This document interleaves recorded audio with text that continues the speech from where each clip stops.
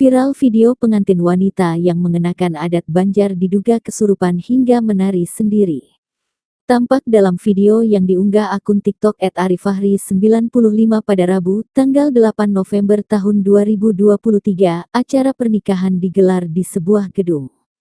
Awalnya pengantin pria dan wanita berjalan bersama mengenakan gaun dan setelan baju warna merah. Saat berjalan menuju dalam gedung, tiba-tiba pengantin wanita menari sendiri. Pengantin wanita menari dengan mata terpejam dan hampir jatuh. Setelah dibantu melepaskan sepatu, pengantin wanita memasuki tempat resepsi dengan menari sendiri.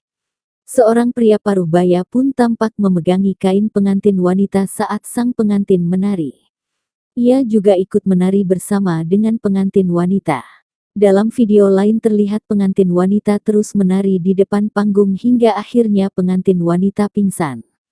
Dari keterangan pengunggah menerangkan jika ada leluhur dari pihak keluarga yang singgah di acara keturunannya. Dari keterangan pengunggah, insiden ini terjadi di Kabupaten Sungai Hulu Tengah, Kalimantan Selatan.